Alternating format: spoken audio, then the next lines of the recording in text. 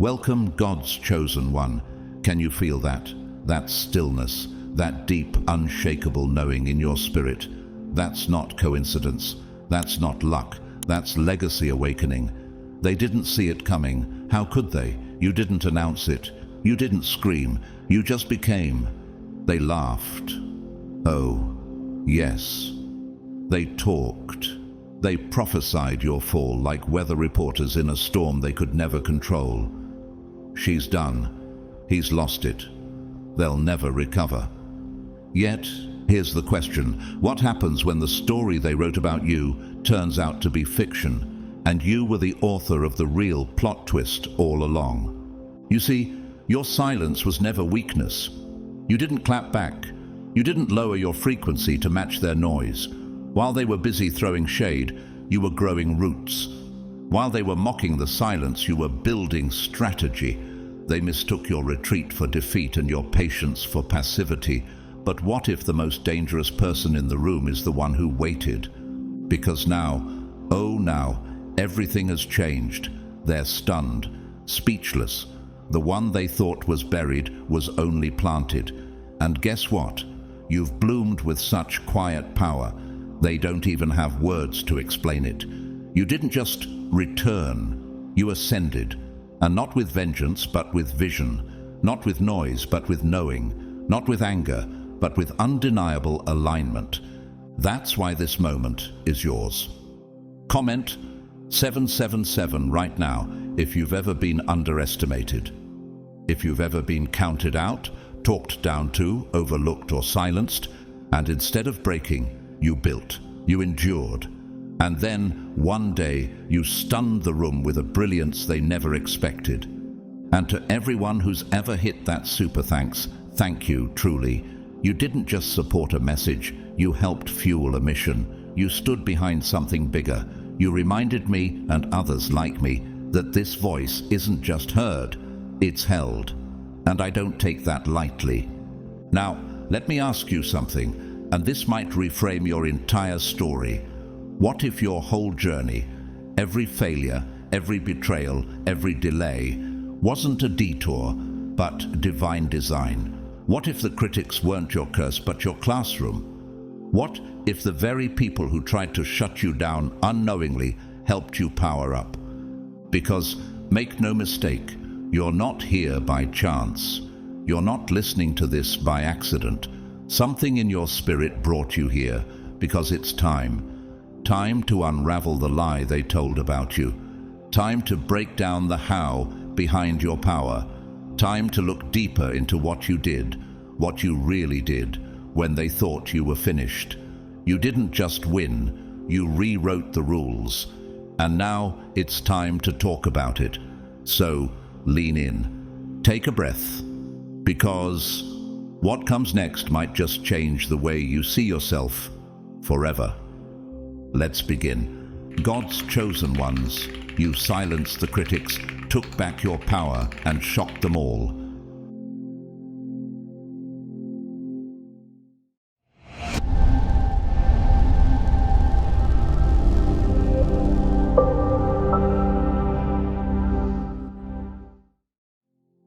Your profound emotional intelligence, often mistaken for weakness, was consistently misunderstood from the very beginning.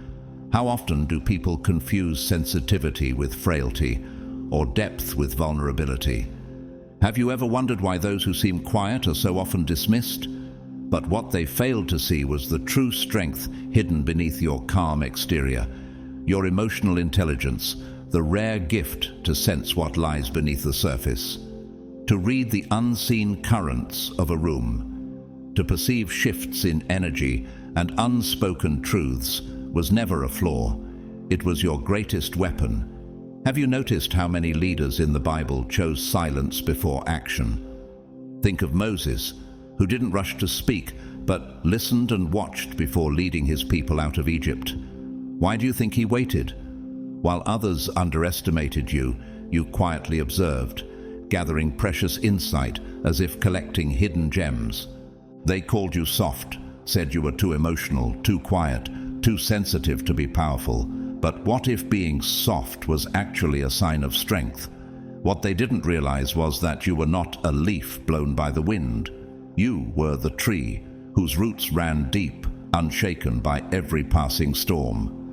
In the book of Proverbs, wisdom is described as more precious than rubies, Proverbs 3:15, and your emotional intelligence was exactly that, a treasure beyond measure. While they mocked, you were decoding the hidden motives behind their fake smiles and hollow words, like a masterful codebreaker who sees patterns where others see chaos. Have you ever experienced moments when silence revealed more than words ever could? Consider the words of Oprah Winfrey, a media icon and inspirational leader who once said, "Turn your wounds into wisdom." What does it truly mean to turn pain or judgment into power? She understood deeply that emotional awareness and resilience are the foundations of true power. You too turned what others saw as weaknesses into your greatest strength. Have you noticed how the quietest minds often think the loudest thoughts? They assumed your silence meant you were slow, unprepared, or unaware. But in truth, your mind was a chessboard, calculating moves 10 steps ahead, each thought deliberate and precise. Can you imagine the patience it takes to plan so carefully? Imagine a surgeon, calm and focused, performing a delicate operation, each incision exact, each motion intentional. That's precisely how you made your move. When the decisive moment came, you didn't explode in anger or desperation. You didn't beg for recognition or validation. Instead, with a quiet power so undeniable, you revealed your insight in a way that left everyone utterly stunned. This profound restraint echoes through history, as demonstrated by figures like Jesus himself.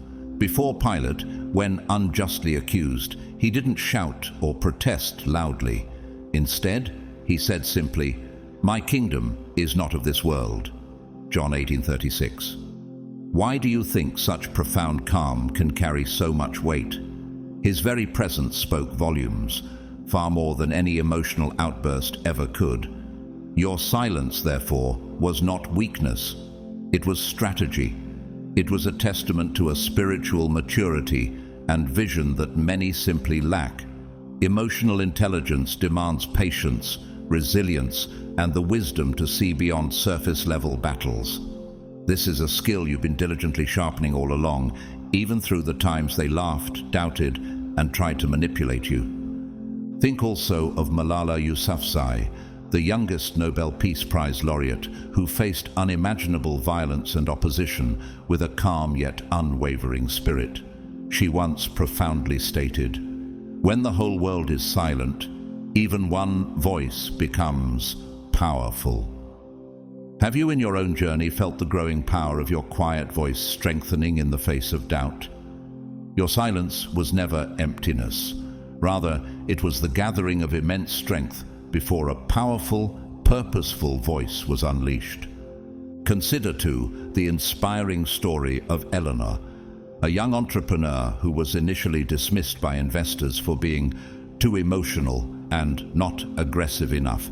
Yet she trusted her intuition, studied her market with meticulous patience, and just a year later launched a startup that completely disrupted the entire industry. What invaluable lessons can we learn from someone who chooses to wait and prepare rather than rush into action? She didn't need to shout to be heard. Her results spoke louder than any criticism. Like you, she was profoundly underestimated until the moment her quiet strength became undeniably apparent to all. Why does the world so often fear what it cannot control? The silent power that watches, waits, and then moves with purpose. When your critics tried to twist the narrative, gaslight your sense of reality, and impose their version of your story, you remained grounded. You allowed them to underestimate you, understanding that sometimes the most potent action is no action at all. What happens when we simply stop trying to prove ourselves and just become who we are meant to be? And when they finally saw it, the clarity in your eyes, the calm in your voice, the firmness in your boundaries, they panicked. Because you weren't confused anymore, you weren't shaken. Instead, you stood as steady as a mountain, rooted like an oak, unyielding under the storm. Why do you think true strength often appears so still from the outside? There was no need for shouting or clamor. Your silence carried the weight of 1,000 truths. That was the precise moment they lost their power over you. Like a butterfly emerging from its cocoon, your transformation was silent but spectacular. Have you ever watched a butterfly break free, delicate yet unstoppable? You stunned them not with noise, but with the brilliance of a mind and heart fully awakened, a mind that had been quietly mastering its strength all along. You didn't even need to defend yourself. Isn't it incredible how powerful you become the moment you realize you don't have to prove anything to anyone? They tried to cast you as the fool, the one too naive, too kind, too forgiving to recognize the script being written for you. But what happens when the fool stops playing along? You simply stepped out of the role they projected onto you, and in that instant, the entire illusion collapsed, like a stage set struck by truth. Why do lies fall apart so easily when the truth walks in without shouting? In the Gospel of John 8:32, Jesus said, "Then you will know the truth, and the truth will set you free." That's exactly what happened for you. You didn't need an audience or a mic drop moment. Your quiet, clear exit shattered their performance. And you didn't just walk away, you walked away wiser. But not the kind of wisdom that's measured in degrees or diplomas.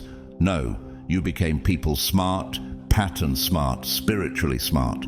The kind of wisdom forged in the fire of experience. You began to see the unspoken patterns behind people's words, the true energy behind their smiles. Can you remember the first time someone said something kind, but your spirit quietly whispered, "Don't trust that"? That's not paranoia, that's discernment. You now catch manipulation 3 steps before it even begins. Like Joseph in Genesis 41, who used spiritual discernment not only to interpret Pharaoh's dreams, but to prepare Egypt for the years ahead. You see ahead, not because you're paranoid, but because you're awake. And that's precisely what shook them. They can't reach you anymore, not because you've hardened your heart, but because you've become clear. There's a crucial difference, isn't there? Coldness numbs, but clarity empowers. You're no longer blurred by guilt, shame, or confusion. Instead, you now walk with a gaze that effortlessly sees through things, and they feel it. That's why they've gone quiet. That's why they're watching from a distance, confused, anxious, wondering, how did the one we underestimated become the one who sees us more clearly than we see ourselves? It's like the profound moment Maya Angelou once described. The celebrated poet and civil rights activist wisely said, "When someone shows you who they are, believe them the first time." You did exactly that. You stopped explaining, stopped rationalizing others' behavior, and instead, you simply believed what you saw. And in that moment, you stepped out of the maze they constructed for you. Consider the remarkable story of Viktor Frankl, a neurologist, psychiatrist, and Holocaust survivor. While imprisoned in a Nazi concentration camp, he realized that even amidst unimaginable suffering, one still possesses the power to choose one's attitude. He later wrote in Man's Search for Meaning, "Everything can be taken from a man but one thing, the last of the human freedoms, to choose one's attitude in any given set of circumstances." He emerged not with bitterness, but with profound insight, just like you. He didn't speak to gain sympathy, he spoke to reveal the undeniable strength of a spirit that never allowed cruelty to define it. You didn't have to yell. You didn't have to post a long explanation. You just stood. And as it says in Ephesians 6:13, having done all to stand. That was enough. They played themselves, didn't they? Isn't that the ultimate irony? While they were busy trying to manipulate the narrative to confuse, control, and corner you, you simply stood rooted in your truth. And truth possesses a power they never could have planned for. You didn't lash out, didn't chase closure, didn't seek revenge. You disengaged. And in doing so, you effectively held up a mirror. They saw themselves, not through your anger, but through your profound absence. Isn't that what unsettles people the most? Not being screamed at, but truly being seen for who they are. And here's what's even more powerful. You didn't just leave their game, you outgrew it, quietly, intentionally, victoriously. So ask yourself, is there anything more truly disarming than a person who no longer needs to be understood because they have finally understood themselves? There was a time when they believed they had you figured out, boxed into a version of yourself that felt hesitant, fragmented, still healing from wounds no one ever fully understood. You were learning. You were still growing into your anointing, but they mistook your process for permanence. Their vision of you was limited to the chapter they first walked in on. They locked you in a frame that no longer fits, one drawn from their own limited imagination, not from God's infinite plan for you. But your evolution didn't need their permission. Like Joseph in the prison cell, overlooked and forgotten by those who once promised to help him, Genesis 40:23, you kept interpreting dreams, even your own, quietly, faithfully. No grand announcement, no need to convince anyone. And then, when the time came, Pharaoh called and Joseph emerged, not as a prisoner, but as a ruler. They were stunned. And now, so are yours. You didn't send out a press release. You didn't ask anyone to notice. Yet still, your transformation speaks for itself. Can a butterfly ever return to the cocoon? Can the eagle, after soaring the heights, pretend to be a hatchling again? While they lingered in cycles of drama, repeating conversations that never changed anything, you chose evolution. Deep, intentional, spiritual renewal. You kept ascending when no one was watching. Have you ever noticed how trees grow in silence? How mountains form slowly under pressure no one sees? That's the kind of growth you carried, unseen, steady, holy. Now they stare, speechless, because the person they were prepared to manipulate, the uncertain version of you, still desperate for approval, is gone. That version has been buried under revelation, wisdom, and power. Not the kind that screams, but the kind that radiates from within. There's a story of Liana, a once anxious artist from Lisbon. People only knew her for her panic attacks and self-doubt. But while they mocked, she painted. While they gossiped, she prayed. 1 year later, her work was featured at a global exhibition in Florence. No one knew how it happened. She simply outgrew their storyline. "I didn't change who I was," she said. "I just returned to who I've always been." You know this journey. Like Esther, once a quiet, orphaned girl, no one could have imagined she would one day speak up for an entire nation. Esther 4:14. But she did, and it wasn't because she became someone else. It was because the time had come for her true identity to take center stage. Her moment arrived, and she stepped into it fully. Even in the modern world, we continue to witness this kind of divine unfolding. Take J.K. Rowling, for example. Before becoming one of the most influential authors of our time, she was a single mother living on welfare in the UK. Rejected by 12 publishers and told her story was too strange, too unrealistic, she kept writing anyway. Every day, in cafes with her baby beside her, she poured out a world that no one else could yet see. And when Harry Potter was finally published, it stunned the world, not because she had demanded attention, but because no one saw it coming. Later, she reflected, rock bottom became the solid foundation on which I rebuilt my life. That same quiet strength, forged in hidden places, is the kind of strength you now carry. You didn't ask for validation. You just rose, and the world had to catch up. Let me tell you about Jonah, a barista from São Paulo. His co-workers used to laugh at his habit of reading Proverbs during his break. "You're too deep," they would say.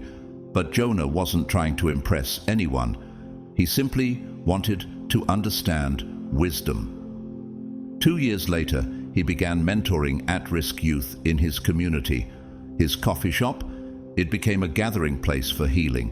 And those same co-workers, now they're the ones asking him for advice. He never needed to announce his transformation. He simply moved in silence, and God amplified the result. There comes a moment when the people around you no longer recognize what they're looking at. Confusion clouds their faces. They reach for old scripts, old tones, old expectations, but none of it lands. Why?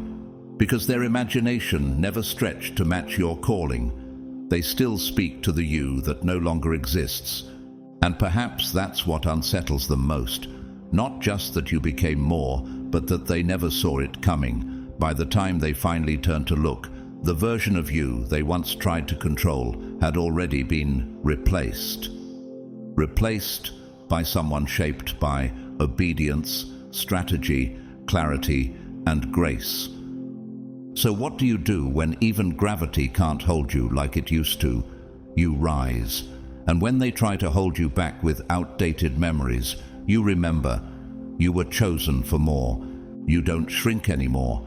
You don't feel the need to explain yourself endlessly, as if trying to convince someone who never truly wanted to understand.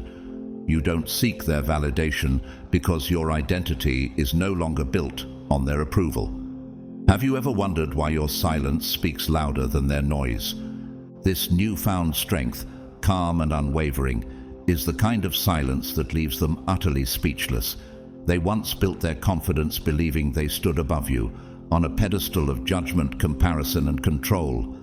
But now that illusion is shattered. The truth shines bright. You have moved beyond their reach, not with loud words or flashy displays, but with quiet, consistent evolution. Jesus said, "The truth will set you free," John 8:32. Isn't that freedom exactly what you embody now? Think of Jesus before Pilate, John 18:38. He did not scream or beg for innocence. His presence and truth silenced all accusations. In the same way, your growth isn't a roar, but a steady river cutting through stone. What unsettles them the most is this. While they remained stagnant, you kept moving forward. You soared while they circled the same worn-out paths, trapped in comfort zones. What race are they running when you've already left the stadium? Imagine runners on a track. They're running laps, but you have long since exited the race. So far ahead, they're left chasing a shadow, an outdated version of who you once were. This is why their criticism suddenly sounds so off-key, like a broken record playing a tune no longer relevant. They speak to someone who doesn't live there anymore. It's as if they're trying to control a ghost, an echo of your past self that has vanished into the wind. Have you noticed how often people try to cage what they fear losing? But how can anyone cage what has already been set free? You shock them because you became something they never factored into their calculations. You became free. Free from the labels they slapped on you, those limiting words meant to cage your spirit.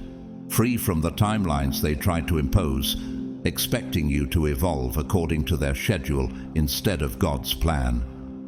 Free from the narrow box they built around your potential. As Isaiah 43:19 declares, "See, I am doing a new thing. Now it springs up. Do you not perceive it?" Consider the story of Vincent van Gogh, the post-impressionist painter whose work was rejected and unappreciated during his lifetime. Though he faced poverty, loneliness, and harsh criticism, he continued to paint passionately every day. His true impact was unseen by those who judged him, but his legacy now inspires millions worldwide. Like you, Van Gogh quietly evolved in obscurity, transforming pain into profound beauty. It makes you wonder, have you ever felt misunderstood in your season of growth, only to realize later how powerful your journey truly was? This same quiet resilience lives in others too. There's also Maria, a young entrepreneur from Lagos. Once mocked for her modest background and doubted for her ideas, she stopped seeking approval from naysayers. Instead, she focused on growth, learning daily, stepping boldly into her vision. Today, her tech startup is one of the fastest growing companies in Africa. When asked about her journey, Maria said, "I realize the only competition that matters is with who I was yesterday." Her critics? They're still trying to fit her into the old story, one she left behind long ago. Can you relate to Maria's choice to rise beyond what others expected? Can you feel the echo of your own story in hers? If not, picture this. Have you ever watched a river break through a dam? It doesn't beg for passage, it simply flows. Persistent, unstoppable. That's you. While others question or hesitate, you move forward by nature, not noise. They watch in frozen disbelief as the one they underestimated becomes the one they can no longer keep pace with. This is your victory. Silent, unshakable, inevitable. He makes my feet like the feet of a deer. He causes me to stand on the heights. Psalm 18:33. So ask yourself, how long will you let their disbelief hold you back when your spirit was made to rise? You didn't merely prove them wrong, you completely dismantled their entire argument, rendering it obsolete and irrelevant. Imagine their accusations, every harsh label, every distorted story they crafted, collapsing like a fragile house built on sand, powerless against the rock-solid transformation you've undergone. What was their foundation? Shallow gossip, assumptions made in ignorance, and outdated snapshots of who you once were. None of it holds water anymore. Have you ever wondered why people so often judge by appearances alone, forgetting that man looks at the outward appearance, but the Lord looks at the heart? 1 Samuel 16:7. What truths lie hidden beneath the surface of your change that no one else has yet seen? This isn't a new story. It's one we've seen echoed throughout history, even in Scripture. Look at the story of Peter in the Bible. Once denying Jesus 3 times, he was labeled a coward, unworthy to lead. Yet, after his profound transformation, he became the rock upon which the early church was built. Matthew 16:18. How often have you felt boxed in by others' expectations, as if your past mistakes were chains binding your future? And yet, here you are, proving that those chains were never stronger than your will. Could it be that just as Peter's weakness became his greatest strength, your past struggles are the very foundation of your current power? You see, this pattern of rising despite rejection continues beyond the pages of Scripture. Consider the story of Jim Carrey, a renowned actor and comedian who once struggled with poverty and self-doubt before rising to worldwide fame. Jim often speaks about how he used visualization and faith to overcome rejection and failure, famously saying, "You can fail at what you don't want, so you might as well take a chance on doing what you love." Like Jim, your transformation wasn't just about overcoming external criticism, but about cultivating belief and hope in the face of uncertainty. What inner dialogues have you had that fueled your growth when no one else believed? Remember that God's word promises, "For I know the plans I have for you, plans to give you a future and a hope." Jeremiah 29:11. How has this promise carried you through your darkest moments? This kind of growth is not always loud or visible in the beginning. It often happens in the quiet. Let me share a story about a woman named Sarah, who just a few months ago was drowning in self-doubt and rejection. She kept her growth hidden, working tirelessly on her dreams away from the spotlight. Slowly but surely, she rebuilt herself, not for revenge or to prove a point, but to find true peace and alignment with her purpose. Today, Sarah walks with a confidence so radiant, her former critics are baffled because their old stories no longer apply. Isn't it fascinating how internal growth, invisible at first, becomes an unshakable force that leaves others lost in confusion? How many times has God's quiet work within you gone unnoticed by the world, yet changed everything? Picture the transformation like the metamorphosis of a butterfly. Inside the chrysalis, the caterpillar's form dissolves completely. The old self seems gone, but beneath the surface something more beautiful and free is forming. When it emerges, it doesn't look back or apologize. It simply flies. This is your journey. You rebuilt yourself from the inside out, and that's why the old script doesn't fit your new reality. What might it feel like to live unbound, soaring beyond every expectation or stereotype placed upon you? The Bible reminds us, "The sovereign Lord is my strength. He makes my feet like the feet of a deer. He enables me to tread on the heights." Habakkuk 3:19. Are you ready to rise on wings like those? And here's what makes your journey even more powerful. You didn't just change. You chose clarity over chaos, peace over performance. You are the one who rewrote the story, not to seek validation, not to silence others out of spite, but to embrace truth and live in peace. The critics, once confident in their certainty, now find themselves disoriented because their assumptions have no place in the life you are living. Like the psalmist declares, "You prepare a table before me in the presence of my enemies. You anoint my head with oil. My cup overflows." Psalm 23:5. Your victory is not loud or boastful. It is deep, lasting, and undeniable. This is your divine legacy, to take what was meant to confine you and turn it into the foundation of your freedom. You are God's chosen one, not defined by the past or the noise around you, but by the mind you have refined, the spirit you have healed, and the unstoppable force you have become. And that's the part that truly breaks them, isn't it? Not that you stood there defending yourself with words, not that you raised your voice or pointed fingers, but that you became someone so fully healed, so internally transformed, that their accusations no longer held weight. And what happens when someone throws stones at something that no longer exists? Nothing. It's like they're trying to fight with smoke. Their version of you was just a memory, and you outgrew it so silently, so gracefully, that their entire narrative shattered without a single reply from you. Because how can someone argue with a person who has risen, with someone who no longer lives in the same emotional space? The light shines in the darkness, and the darkness has not overcome it. John 1:5. Hasn't your light begun to expose the smallness of their assumptions? Doesn't it feel different now, walking in truth while they fumble in their own shadows? They still want to argue with the broken version of you, the one who used to explain yourself, the one who stayed small to keep the peace. But you've changed, mentally, emotionally, spiritually. What happens when the chains others used to control you no longer fit? Isn't it strange how quiet they become when they realize their voice no longer echoes in your heart? You didn't even clap back. You didn't drag them. You didn't screenshot their words or call them out in front of the crowd. You just evolved, quietly, deeply, and that was enough. Your glow made their bitterness look loud.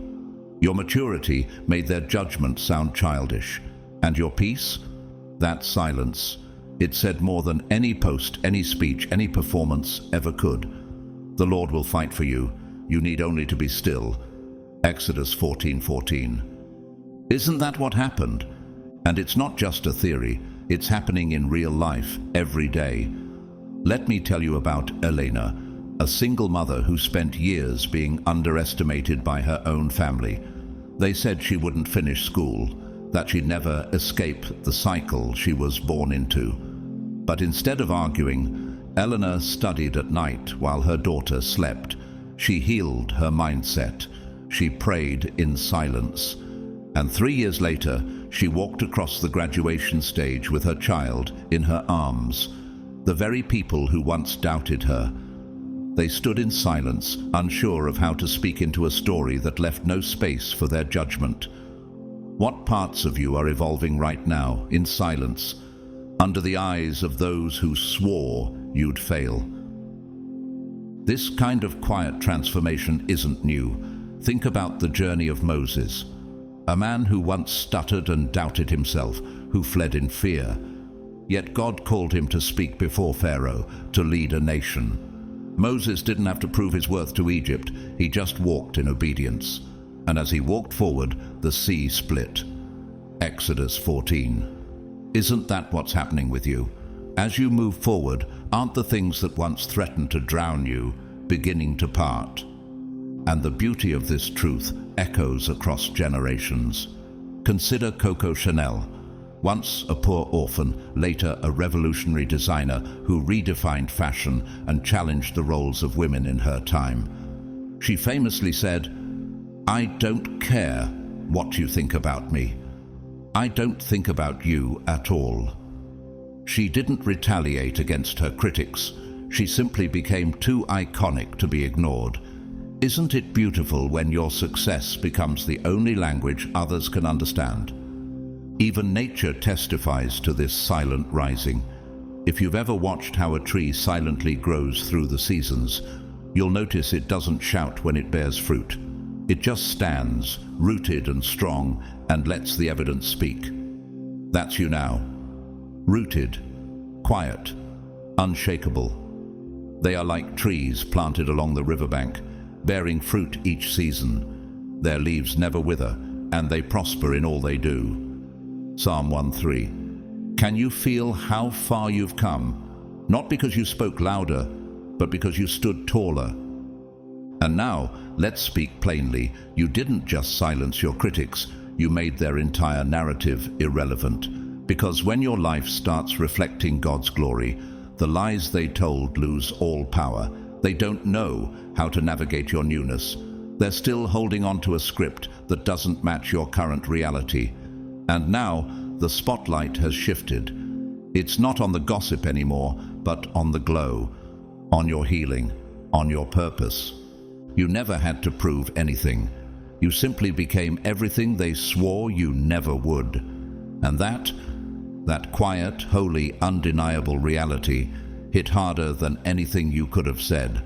See, I am doing a new thing. Now it springs up. Do you not perceive it? Isaiah 43:19. While they clung to their assumptions, you were already being remade. You rewired your mind while they recycled insults. They kept hitting repeat like a broken record, playing the same tired notes of mockery and doubt, same tone, same smirk, same assumptions. They thought they could press your old buttons and get the same reaction. They were counting on you to shrink, to explain yourself, to crumble under the weight of their lazy patterns. But weren't they surprised when their words started echoing into silence? And what truly unsettled them? Was it your lack of response, or the deeper truth that you didn't need one? Because while they remained trapped in their familiar cycles, you were undergoing a transformation they couldn't see, and wouldn't understand even if they tried. That shift didn't happen by accident. It began when you started asking the dangerous questions. What if I'm not who they say I am? What if the voice of God in me is louder than the noise around me? Do not conform to the pattern of this world, but be transformed by the renewing of your mind. Romans 12:2. And that's exactly what you did. The work went deeper. Layer by layer, you began to peel off the labels that were never yours to carry. But pause and ask yourself, how many of those labels were assigned by people who never even took the time to know your heart? Inherited beliefs were next, the ones passed down like hand-me-downs. Be nice. Don't make waves. Make them comfortable, even if it kills your voice. But instead of wearing those outdated mantras, you deleted them. You stopped playing small just to keep the peace. You stopped burning in silence so others could stay warm. And isn't it strange how they suddenly called you too much, right when you finally refused to be less? Because in that sacred, often lonely process, you didn't just learn new truths, you restructured your entire inner world. Let me tell you about Layla. Just last year, she was constantly apologizing for her existence.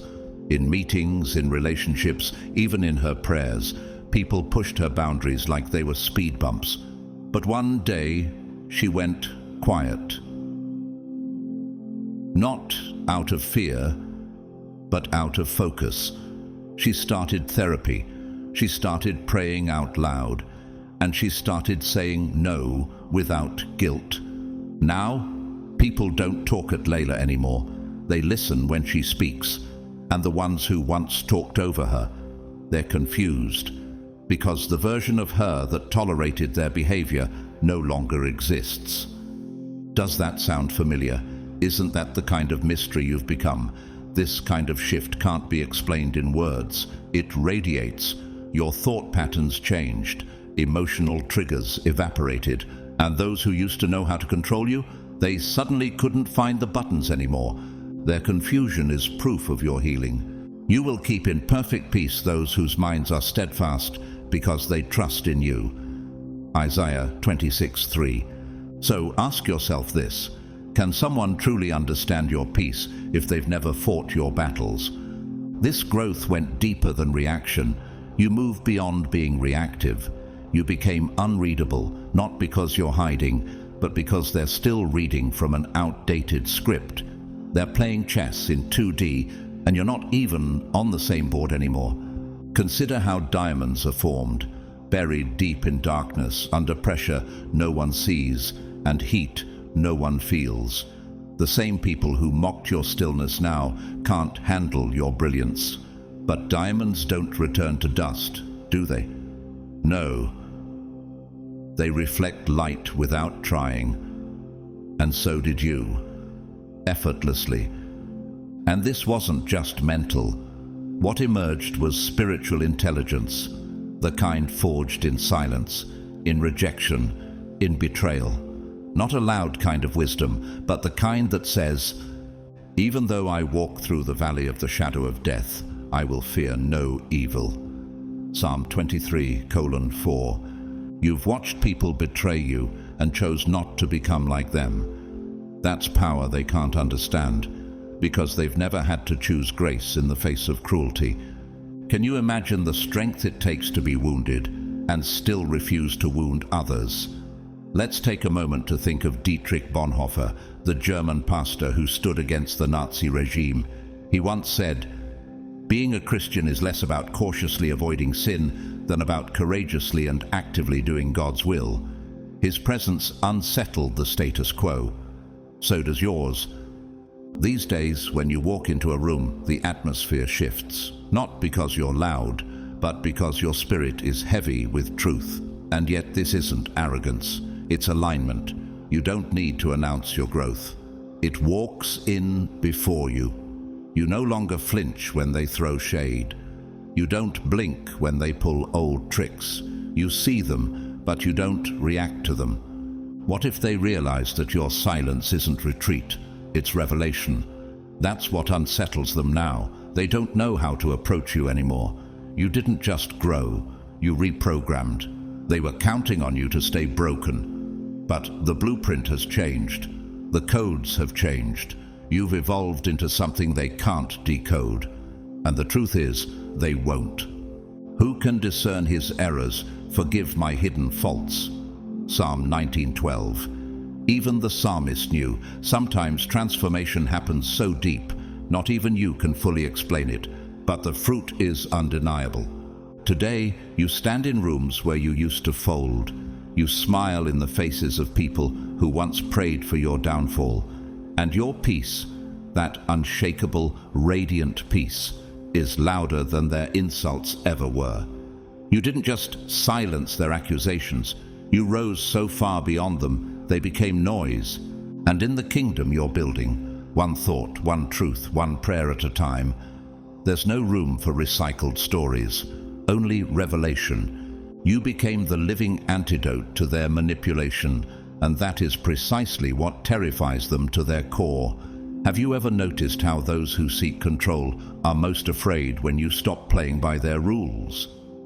They believed they had you figured out, thinking they could shape your perception of yourself by dictating how others saw you. It's an age-old strategy, one as ancient as Cain's jealousy of Abel, as old as the serpent's deception in the Garden of Eden. Genesis 4, Genesis 3. Why does confusion hold such power over us? What makes self-doubt such an effective weapon in their hands? It thrives on uncertainty, feeding until your sense of truth begins to waver, until you lose yourself in the fog. But you didn't just survive this trap, you disarmed it. They underestimated your resilience. Instead of falling into their carefully laid snares, you studied their tactics like a scholar, decoding ancient texts. You turned their manipulation playbook inside out, transforming it into your personal guide to freedom. Moments that once slipped by unnoticed now reveal everything. You see their fingerprints on every deceitful word, every carefully cloaked motive. Can you recall the first time you sensed that shift? The pause before the lie, the flicker in someone's tone before falsehood took shape. Like watching a glitched video before it crashes, you began catching gaslighting in real time. That level of psychological awareness has become your shield, not because you've hardened, but because you've healed the wound they once used to gain access. The Lord is my light and my salvation. Whom shall I fear? Psalm 27:1. Your intelligence isn't measured in diplomas. It's been forged in the fire of experience, endurance, and emotional survival. Consider for a moment how much of what you now know didn't come from books, but from reading people, from understanding silence, sensing tension, and interpreting the emotional residue others leave behind. This is a language manipulators cannot speak. They rely on control. But you walk in clarity, and clarity is untouchable. Think of Esther, a woman who rose from obscurity to courageously deliver her people. She didn't use force, she used timing, wisdom, and purpose to reveal truth at the appointed hour. Esther 4:14. Perhaps that's your power too, not in loud confrontation, but in quiet, immovable strength. Because now, when you enter a room, the atmosphere changes. Not because you raise your voice, but because your presence alone unsettles what once distorted reality around you. They used to mold truth like soft clay right before your eyes. But now they falter beneath your gaze. Not out of fear of confrontation, but because your light exposes what they thought they could keep hidden. What terrifies them most isn't just that you see their deception, it's that you've become completely independent of their influence. Their approval no longer defines you. Their disapproval no longer wounds you. You've stopped playing their game. You no longer seek peace where there is no respect. When was the last time you realized you didn't need their validation to feel whole? For God gave us a spirit not of fear, but of power and love and self-control. 2 Timothy 1:7. Where they once tried to train you to obey, to shrink, and to conform, you've flipped the entire script. Now, you're the one shaping minds, directing energy, setting the tone in every space you walk into. Think of James Dyson, an inventor who redefined an entire industry after more than 5,000 failed prototypes. What kept him going through rejection after rejection? Vision. He focused beyond the setbacks, mastering his craft with relentless clarity. Or consider Samuel, a quiet man from a small town, once the frequent target of manipulation at work. He never fought back with noise. Instead, he chose to observe. Over time, he recognized the subtle distortions, the strategic silences, the carefully timed misdirection, and with that clarity, his presence shifted everything around him. He didn't shout, he didn't confront, but the truth within him grew so loud it recalibrated the whole room. These stories, Dyson's, Samuel's, mirror your own. Rising from manipulation to mastery isn't marked by noise, it's marked by calm, consistent awareness. Picture the ticking of a clock, quiet, unshaken, but always moving forward. It doesn't demand attention, yet everything around it orients to its rhythm. Be strong and courageous. Do not be afraid. Do not be discouraged, for the Lord your God will be with you wherever you go. Joshua 1:9. Or picture the eagle, not flapping against the wind but soaring because it has learned how to ride the very currents that once threatened to pull it down. Perhaps your strength lies not in resistance, but in this quiet mastery. You no longer react to manipulation, you rise above it. That is why their tactics no longer work. You've become the antidote to the very poison that once held you captive. Now, they don't know how to act around you, because they cannot lie where truth resides. Your mind is steady, your clarity undeniable, your healed spirit unshakable. You are God's chosen one, and your light doesn't just shine, it exposes every shadow. Because of this undeniable light, you silence them, not with revenge, not with rage, but through the quiet weight of truth, the kind of truth that speaks for itself, the kind that cannot be distorted or dismissed. Have you ever stopped to wonder why those who spread lies cling so tightly to their narratives? Why they raise their voices, rally crowds, and twist stories beyond recognition, as if volume could overpower truth? Scripture has something to say about this kind of behavior. A false witness will not go unpunished, and whoever pours out lies will perish. Proverbs 19:9. Maybe their noise is not strength, maybe it's panic, the clamor of the unjust, afraid of what happens when truth stands tall and needs no defense.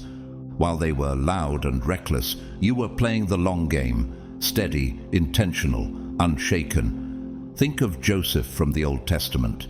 Betrayed, enslaved, imprisoned, he was buried under the weight of falsehood. Yet, he didn't retaliate. He didn't plead for public sympathy. Instead, he laid a foundation of wisdom, patience, and faith. And that silent foundation lifted him to Egypt's second in command. How often do false accusations tempt immediate response? But what if, like Joseph, endurance is not weakness, it's preparation? Be still before the Lord and wait patiently for him. Psalm 37:7. You didn't chase after every rumor or run to defend every whisper meant to destabilize your peace. You chose focus. You chose restraint.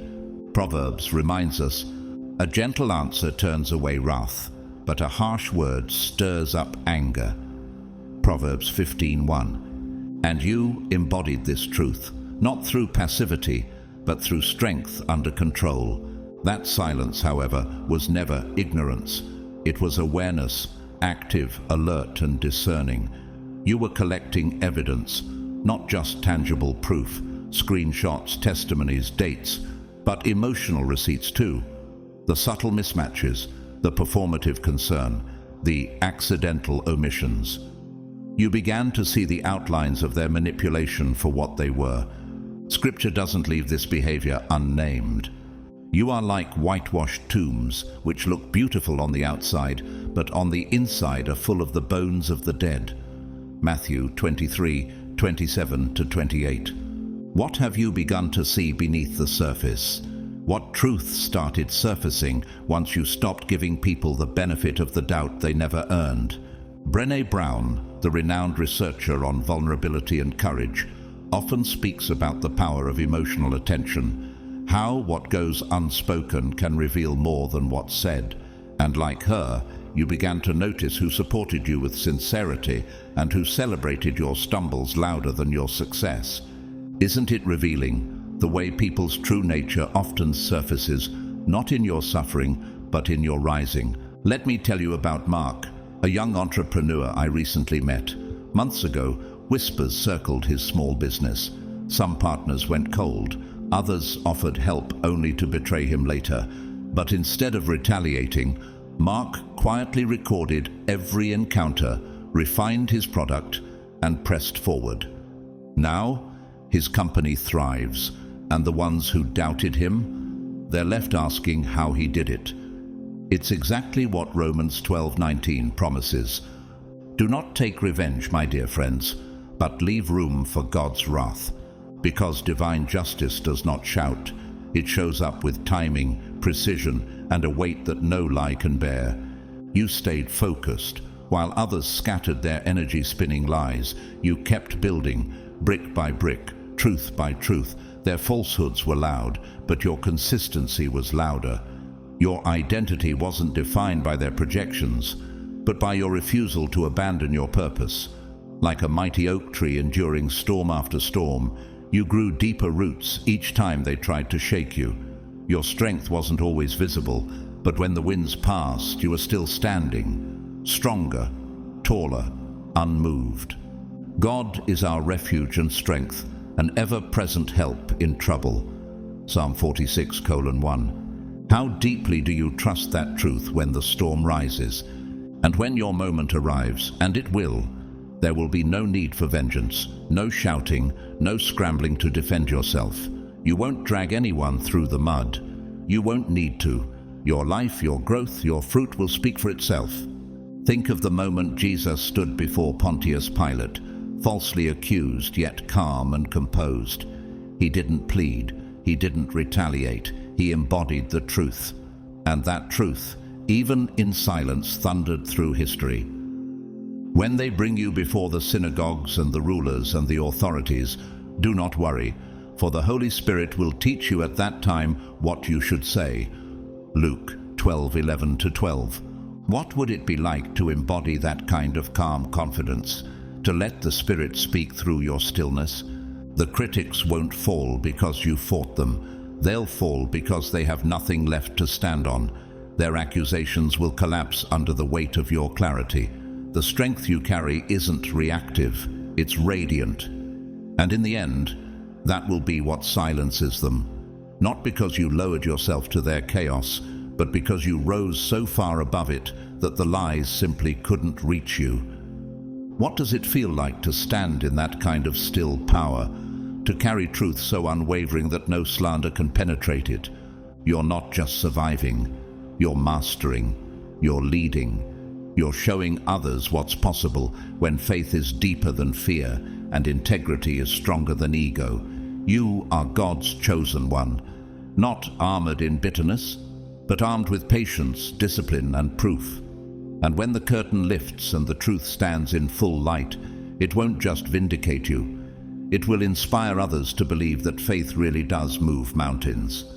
Picture the tiny seed, buried deep, unseen, almost forgotten. It says nothing, makes no noise, but with time it pushes through the soil, reaching toward the light, becoming something strong enough to offer shade, strength, and shelter. That is you. Not just surviving the dark, but emerging from it radiant. I can do all things through Christ who strengthens me. Philippians 4:13. This is your season of rising, and the world won't just see it, they'll feel it. They thought this was a race, a competition to be liked more, seen more, clapped for louder. Have you ever noticed how the world often turns into a constant contest for attention and approval? They played the usual social games, strategic alliances, passive-aggressive digs disguised as jokes, performative kindness meant to earn them points in the eyes of others. But what if the race they're running isn't the one you were ever meant to join? What if their finish line is nothing more than a mirage, a moving illusion that never truly satisfies? You weren't chasing applause. You weren't building a brand to impress the crowd. Instead, you were doing the deeper, often invisible soul work, the kind most people avoid. While they performed for attention, you descended into the inner depths. You unlearned generational pain that once tried to define your worth. You broke mental chains forged by fear and doubt. You soothed a nervous system shaped by trauma, and you began aligning with a purpose far beyond public recognition. Does Scripture speak to this inner transformation? Absolutely. Do not conform to the pattern of this world, but be transformed by the renewing of your mind. Romans 12:2. So the real question is, how deeply are you willing to embrace this renewal? They wanted to be liked, accepted on their terms, but you wanted something deeper, to be real, and that difference changes everything. Now that you've risen to a new spiritual frequency, something subtle yet unmistakable begins to shift. People sense it, even if they can't articulate it. You might be in the same room as them, but you're operating on another plane entirely, not because you are better, but because you are elsewhere, centered, aligned, clear. Think of Marie Curie, a pioneering physicist and chemist. She pursued truth, not applause. Even under scrutiny, exile, and doubt, she continued her work not for recognition, but for integrity. She didn't need the crowd to validate her mission. Her focus did that for her. And just like that, you've reached a place where others can't quite follow, because they haven't done the inner work to meet you there. Your intelligence isn't loud. It doesn't seek the spotlight. It's the quiet, unwavering strength of someone who knows who they are. It shows up in restraint, in knowing when not to speak, when not to engage, when to walk away. Not from pride, but from spiritual cost. Because staying in places that no longer match your energy drains more than it gives. Even Jesus, at the height of his mission, withdrew often to quiet places to pray and reflect. Be still and know that I am God. Psalm 46:10. That's not just a verse, it's a rhythm your soul now follows. They may misinterpret your silence as defeat. They may think your distance means you've run out of things to say. But the truth? You already said everything you needed to by outgrowing the conversation entirely. That is what makes you untouchable, not because you fought your way to dominance, but because you stopped playing in the arena altogether. You're no longer competing for relevance in a world built on scarcity and noise. You've stepped into a different realm, one governed not by ego or applause, but by peace, truth, and spiritual intelligence. It's a realm where clarity matters more than clout, where stillness is more powerful than spectacle. Picture again the resilience of Marie Curie, working by candlelight in cold, dark labs, isolating elements no one believed in, facing rejection not with bitterness, but with grace. She wasn't chasing prestige. She was following a quiet, unwavering truth that only her soul could recognize. And so are you. Those still trapped in fear, control, and superficial performance cannot comprehend what you've become. They try to categorize, define, decode. But the passcode is healing. The key is self-awareness. The entry fee is ego death. And that's a price many are not willing to pay. So they keep circling, talking, mocking, and second-guessing, hoping you'll come down to their level. But the reality is they can no longer reach you. Because you've transcended the game, they're still trying to win. And that is precisely why your presence unsettles them. Let me tell you about Hannah. Just a few months ago, she was caught in a toxic cycle of competition at work, pushing harder, trying to prove herself in a culture obsessed with appearance over substance. Then she made a different choice. She began meditating. She committed to therapy. She started peeling back the layers of inherited pain she didn't even know she was carrying. And slowly, everything changed. Now, when Hannah walks into a room, there's a calm that follows her. A quiet strength that doesn't ask to be noticed but can't be ignored. No grand speeches, no show, just presence. That's the shift. That's what it looks like to rise into a higher realm. Imagine the stillness of a mountain peak, far above the winds of comparison, beyond the chaos of the valley below. Up there, the air is different, the view is different, and the storms, while still real, no longer touch you the same way. You're no longer shaken by things that used to unnerve you. This is not arrogance. This is clarity. This is spiritual sovereignty. They thought you were slow to catch on, thought your silence meant confusion, mistook your kindness for weakness. But have you ever noticed how people often interpret stillness as ignorance? The world rushes to categorize what it doesn't immediately understand. And while they were running the same tired scripts, playing recycled games, hiding malice beneath half smiles and fake concern, you were doing something far more powerful. You were studying the patterns. You weren't reacting. You were observing. Every conversation, stored. Every apology that felt hollow, noted. Every smile that didn't reach the eyes. Every shift in tone when someone else entered the room. Every time they used guilt to gain control or praise to pacify your intuition. Documented. It wasn't passive silence, it was active awareness. How many times did you stay quiet, not because you had nothing to say, but because you were watching it all unfold? Not for revenge, not to hold it over them, but to understand the structure of the game. In truth, you weren't ignoring the red flags. You were filing them like a scientist gathering data.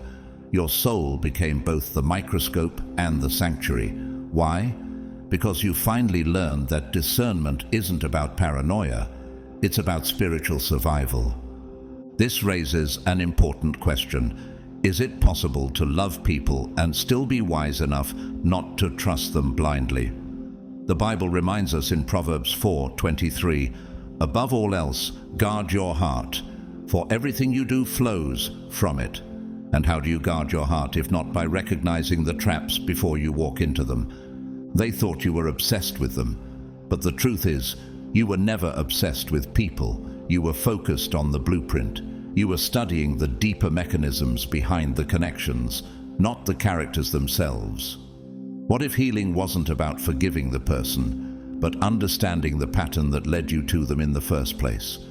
Because once you understand the patterns, everything begins to shift. You stop needing explanations. You stop hoping for a better version of the same script. You no longer wait for closure. You don't sit through emotional reruns. Instead, you simply step out of the scene before the next twist. Like a skilled chess player, you no longer chase pawns. You anticipate moves 10 steps ahead. You stop playing their game because you've already read the playbook. And isn't it strange how peace comes not from winning the argument, but from no longer needing to be part of it? Let me tell you about Reuben, a young man who worked in a high-stakes legal firm. Just months ago, he was constantly thrown under the bus by a superior who praised him in public but undermined him in private. Reuben didn't retaliate. He listened. He took notes. He tracked the cycles of blame and the patterns of shifting responsibility. And when the time was right, he requested a private audit of the cases he'd led. And the truth unraveled on its own. Reuben didn't scream. He didn't expose. He simply exited with grace, with receipts, with peace. And perhaps in the end, that's the greatest revenge of all, walking away with your integrity intact. You've seen the formula before. Betrayal rarely walks alone. It's flanked by flattery, manipulation, and carefully orchestrated crises. Through time and experience, you charted emotional cycles with precision. You cracked the code of gaslighting. You learned to anticipate guilt trips and recognize the familiar sequence of love bombing. Yet, how often is that kind of insight honored?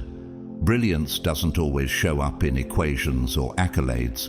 Sometimes it shows up in your quiet ability to survive emotional warfare. Consider the legacy of Albert Einstein, celebrated not only for his genius, but for his ability to perceive patterns beneath the surface of reality. Whoever is careless with the truth in small matters cannot be trusted with important matters, he once said. His breakthroughs weren't random. They were the result of relentless curiosity and pattern recognition. This ability to see beyond appearances isn't limited to scientists. In many ways, it's a spiritual practice. Detecting subtle shifts, questioning repetition, and refusing to accept surface-level truth, all of these are acts of discernment. And so, your growth isn't about becoming guarded, it's about becoming grounded. What shields you now isn't cynicism, but clarity. The wisdom you've cultivated isn't cold, it's sacred. Ecclesiastes 1:9 speaks directly to this truth. What has been will be again. What has been done will be done again. There is nothing new under the sun. With that understanding, shock loses its grip on you. In its place arises selectivity, the calm, deliberate decision to walk away from what once ensnared you. You now speak the language of patterns. Your emotional vocabulary has expanded. You recognize the build-up before the betrayal. You feel the vibration of false intimacy long before the words confirm it. That's not anxiety, it's alignment. It's spiritual refinement. Think of a sailor who reads the sky with instinct sharpened by storms survived, or a prisoner who has mapped the maze so completely the walls no longer deceive them. This is who you've become. And so, having ascended above the chaos, why descend again into the fog? You've tasted freedom, not because the game ended, but because you stopped buying a ticket to the show. The irony, they still think the game is ongoing. They bait hooks, set traps, and rehearse old tactics, unaware the stage is empty. But the truth is simple. You're no longer an actor in their play. You've outgrown the whole war. What once felt like betrayal now registers as confirmation. Not devastation, not confusion, just clarity. The very act that used to shatter your peace now serves as validation of your growth. Isn't it fascinating how pain, when processed through wisdom, becomes perspective? The lies, the cold shoulders, the passive-aggressive comments, the sudden tonal shifts. You used to rewind each interaction, hunting for the precise moment you missed it. But that cycle is over. Now it's all unmistakably familiar, clear, predictable, repetitive. There's a shift they can't quite name, but they feel it. What unsettles them most isn't your anger, it's your unshakable calm. You no longer flinch, no longer respond in the ways they've come to expect. And that changes everything. So what happens when the bait no longer tempts you? When the performance loses its audience? When their games echo into silence because the player has left the arena? Reactions don't rise as they once did. You don't get caught off guard. You don't defend yourself. You don't waste time justifying what your spirit already knows. They bring the same manipulative tones, the same timing, the same false concern. But now it all falls flat. Why? Because you've already rehearsed this scene in your mind, 10 steps ahead, and detached. What you're operating with now isn't just intelligence, it's something more refined. You've stepped into spiritual surveillance, a form of awareness that is neither loud nor aggressive. It is precise, grounded, unshakable. You've developed the ability to feel what's coming before it arrives. You read what's unspoken. You catch the weight of a pause, the tension behind a polished sentence, the flicker of misalignment in someone's gaze. You perceive the current beneath the calm. And most importantly, you trust it. Your intuition isn't vague anymore. It's wired directly into your lived experience. Pattern recognition now lives at the core of your discernment. Eventually, the question becomes, how many times must the cycle repeat before you stop labeling it as coincidence? Gone are the days of seeking outside validation. You no longer ask, did that seem off to you? Because you already know. You know who truly sees you, who's undecided about you, who feels threatened by your clarity, and who performs kindness as a mask for control. Let me tell you about Daniel, a man who once wore his heart on his sleeve, sharing his struggles openly, hoping someone might notice his pain and offer support. For years he was the too trusting one, but something changed. He no longer over-explained. He started discerning the intentions behind smiles. When familiar faces returned with their polished sympathy and subtle criticism, he didn't argue. He simply smiled, nodded, and walked away. Now, they call him distant, but in truth, he just stopped handing over his wounds to those who never brought healing.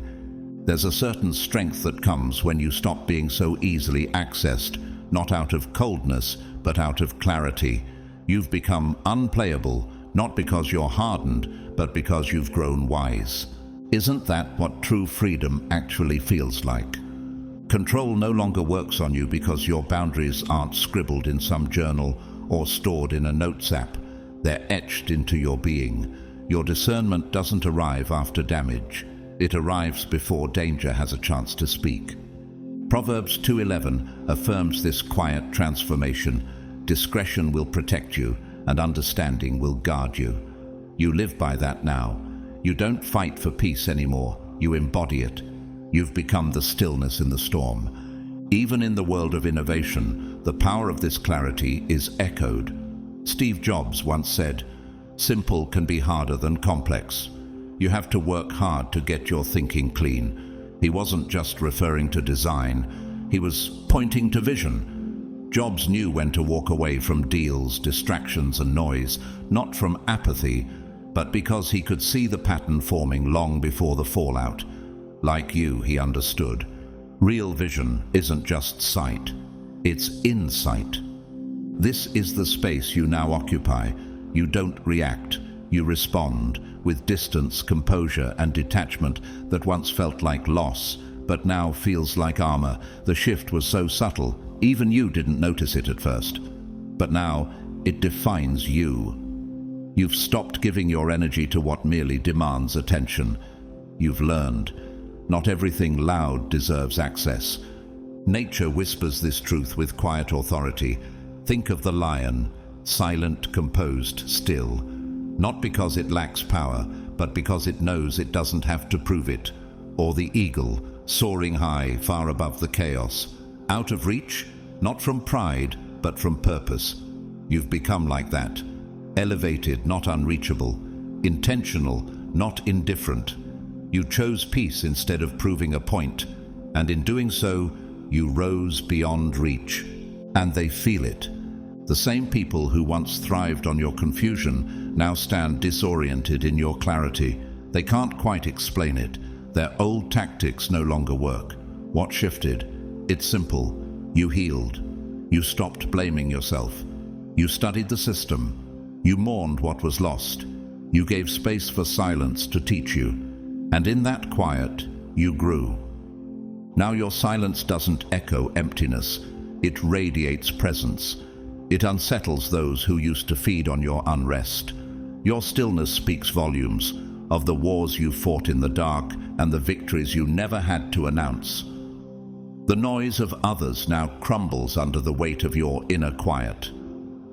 Because in this new season, your clarity is no longer fragile. It's fortified. And that clarity, it's more than power. It's peace. It's presence. It's God. You, God's chosen one, have outwitted the narrative others so carefully wove around you. Think about it. Have you ever paused to reflect on how a story, especially one shaped by misunderstanding or underestimation, can feel like a cage built from assumptions, half-truths, and quiet prejudice? What if that story was never yours to carry? They painted you as the villain, the failure, the disruption. But Scripture declares a deeper truth. For we are His workmanship, created in Christ Jesus for good works. Ephesians 2:10. So ask yourself, what would your life become if you stopped rehearsing their version and started living God's? Take Joseph, for example. His story began with betrayal, sold into slavery by his own brothers, falsely accused, left to rot in a prison. On the surface, his narrative was bleak, but he saw what others missed.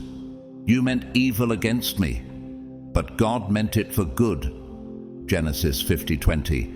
Joseph's strength wasn't in rewriting what had happened, but in reclaiming the pen. He didn't just survive, he led. He became the author of a redemptive ending no one expected. Could the same be true for you? Could the chapters ahead be yours to write? Rather than fight every twist in their plot, you chose a sacred pause, a withdrawal not of weakness, but of wisdom. Have you noticed the strength that rises when you refuse to be reactive and instead stand still? Be still and know that I am God. Psalm 46:10 became your quiet anchor. Like a door that no longer opens for every knock, you stopped responding to unworthy voices. You've learned to move, not from anxiety, but from alignment. And in doing so, every moment becomes a sentence in your unfolding story, quietly powerful, purposefully written. This truth echoes in the journey of Marcus, a young entrepreneur once dismissed as a reckless dreamer. Not long ago, skeptics scoffed at his ideas, called his vision impossible. But Marcus carried the spirit of David facing giants and Esther risking everything for her people. Inspired by their faith, he pressed forward, quietly, consistently, boldly. What if your dreams too are heaven-sized, too large to be seen by eyes clouded with fear? Today, Marcus leads a thriving company, and the very voices that once doubted him now seek his wisdom. So the question remains, how much more could you achieve if you stopped letting others narrate your story and let your obedience write the next chapter? Think for a moment about Nikola Tesla, the brilliant inventor whose revolutionary ideas were once dismissed, misunderstood, even mocked. What gave him the strength to press forward when the world refused to believe? Labeled eccentric and unorthodox, Tesla never strayed from his vision. Like the Apostle Paul, who boldly declared, "I have fought the good fight, I have finished the race, I have kept the faith." 2 Timothy 4:7. Tesla persevered with unwavering conviction. And now, the very world that once doubted him is powered by his imagination. So ask yourself, what part of your brilliance is still waiting to illuminate the world, even if no one sees it yet? Rather than fight every false narrative, you let the noise fall to the background. You didn't chase down rumors or explain your way through every mischaracterization. Like a seasoned author crafting a layered novel, you stayed focused on your storyline, one marked by resilience, growth, and divine redirection. The chapters others labeled as failure, you transformed them into pivotal moments.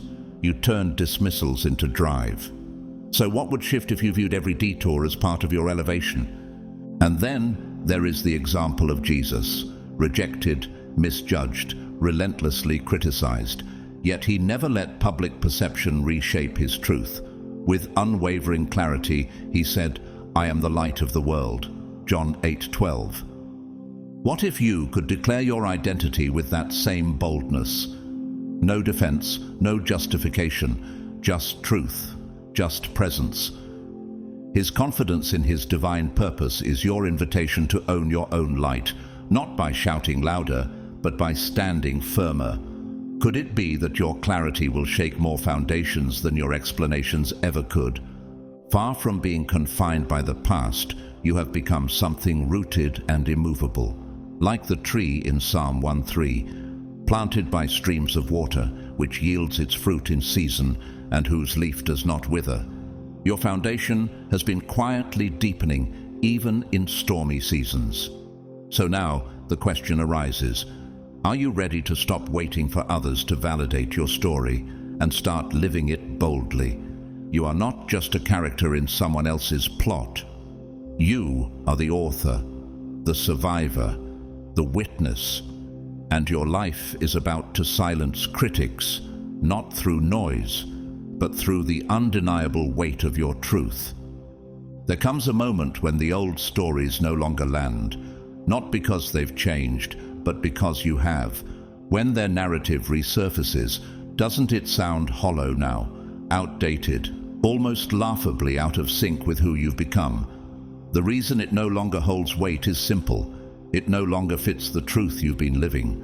What they built as a cage, crafted from assumption, envy, or fear, has become your proving ground. Have you noticed how sometimes the very walls designed to trap you end up becoming the walls you push off of when you leap higher? Take Tim Cook, for instance, the quiet, strategic successor to Steve Jobs.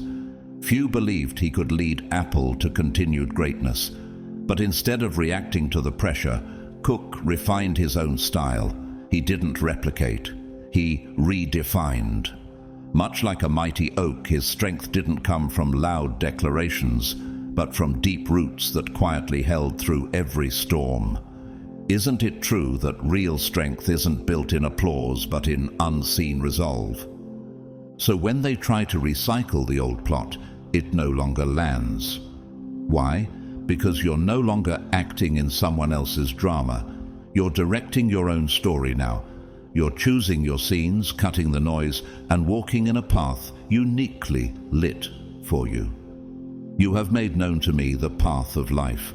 You will fill me with joy in your presence. Psalm 16:11. This isn't just survival, it's authorship. Can you feel the shift when you move from reacting to revising the script? Then there's Emma, an ordinary woman with an extraordinary will.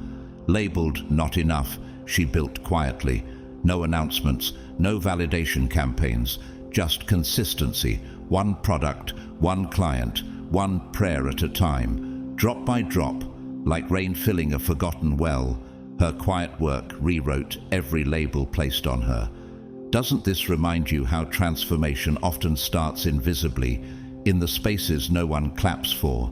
Now, the story you're telling, with your choices, your silence, your presence, carries more truth than any rumor ever could. Their old version doesn't fit anymore. You outgrew it, outsmarted it, not by arguing, but by evolving. And this perhaps is the greatest form of resistance: peace. Trust in the Lord with all your heart and lean not on your own understanding. In all your ways submit to Him, and He will make your paths straight. Proverbs 3:5-6. When you live like this, isn't your quiet obedience the loudest rebellion of all? And that's the quiet triumph. They can't touch you anymore, not because you built walls, but because you rewrote the map. When you author your story, you choose how it ends. Their chapter has closed, not in anger, but in transformation. Like Paul, pressing toward the goal to win the prize. Philippians 3:14. You keep moving forward, focused, unshaken, and guided by something far greater than their opinions. Pause and really ask yourself, what does it feel like to live with this kind of authorship? To know your pen isn't in their hands anymore, but in yours, guided by God. What happens to anxiety when you realize no one else controls your final scene? The answer isn't just freedom, it's peace. Their version of you has expired. You've outgrown it. You're not just surviving anymore. You're living deliberately, boldly, and without apology.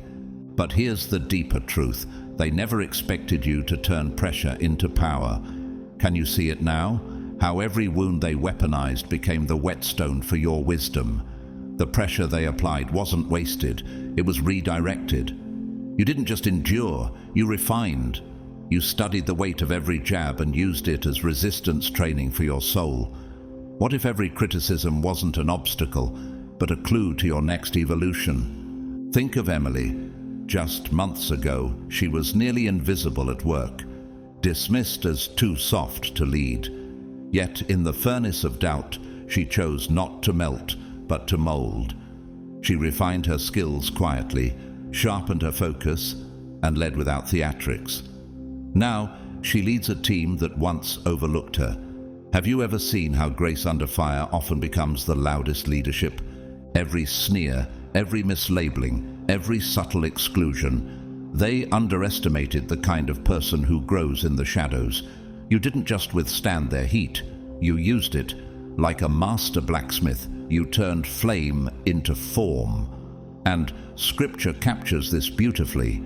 For you, O Lord, will test us. You will refine us like silver. Psalm 66:10. What if your trials aren't punishments but polish?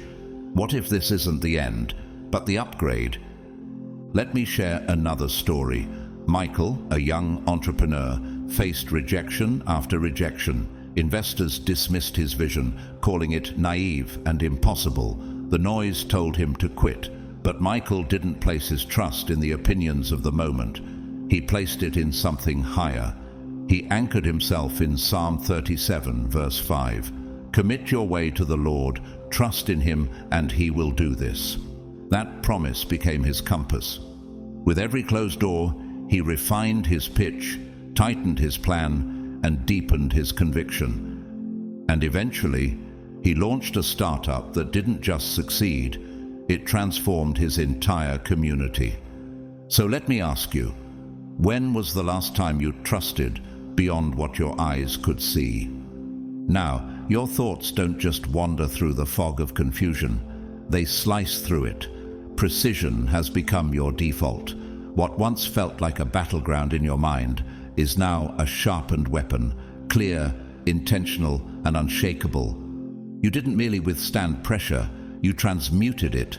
What if the chaos they tried to drown you in was actually the soil that grew your clarity? Look at Thomas Edison, dismissed, disbelieved, yet never deterred. "I have not failed," he said. "I've just found 10,000 ways that won't work." That isn't denial. That's vision. That's grit. And it mirrors what Paul wrote in Romans 5:3-4.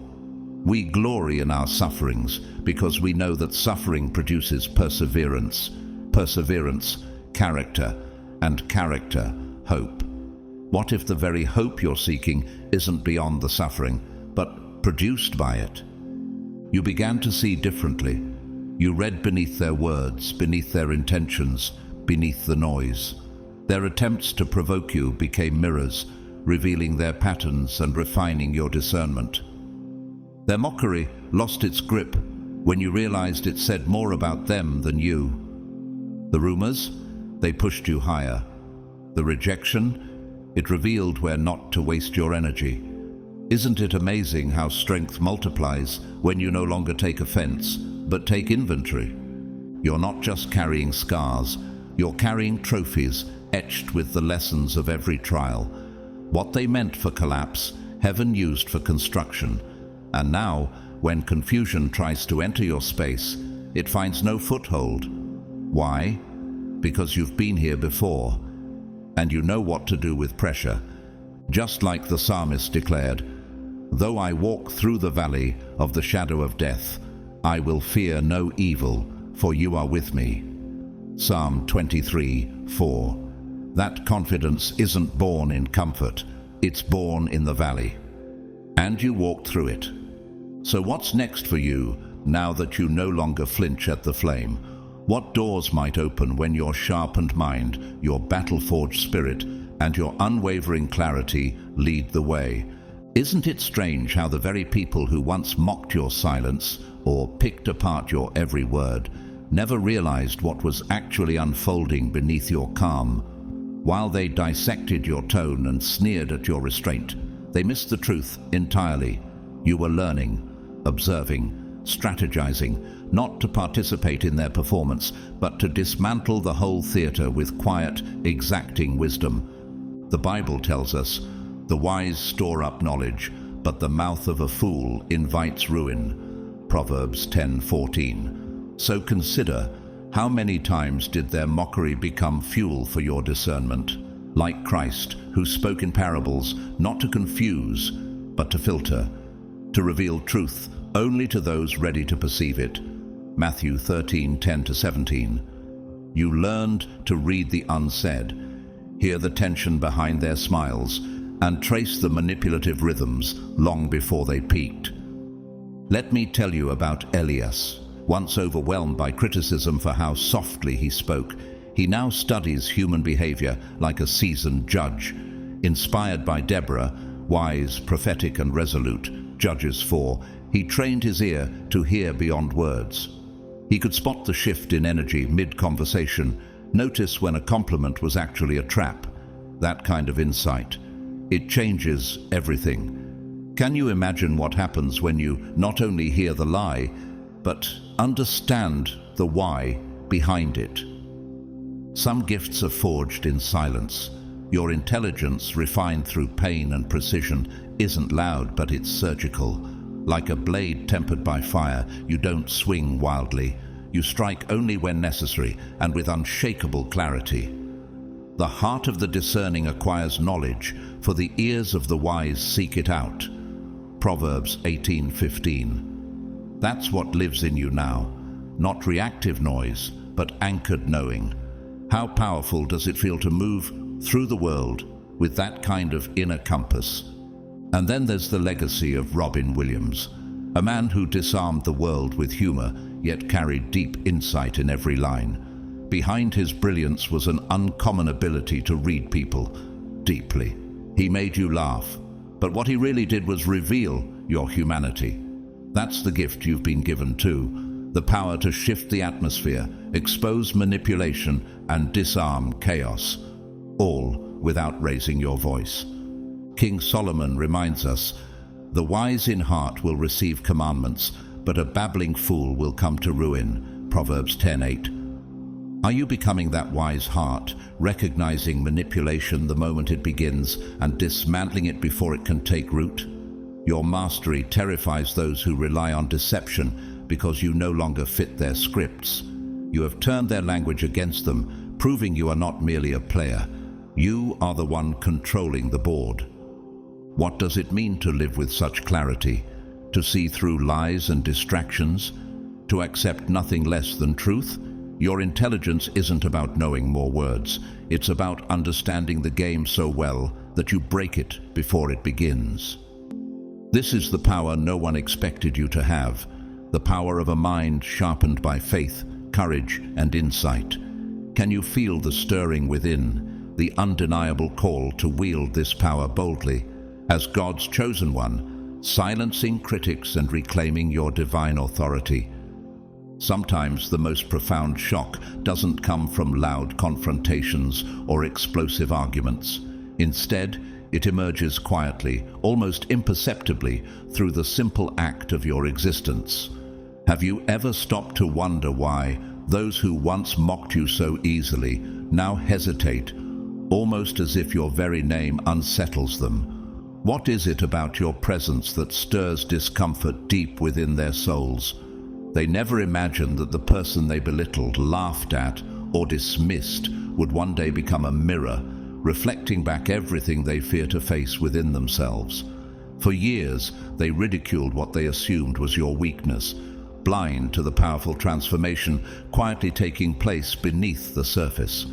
Could it be that your calm strength is more threatening to them than any loud argument ever could be? The Apostle Paul challenges us in 2 Corinthians 13:5, "Examine yourselves to see whether you are in the faith. When others glance your way now, do they see only your outward appearance, or do they glimpse the stripped-down truth beneath, their own hidden faults and insecurities laid bare?" Have you ever realized the weight of being that unflinching light, the one that exposes what others desperately try to hide in shadow?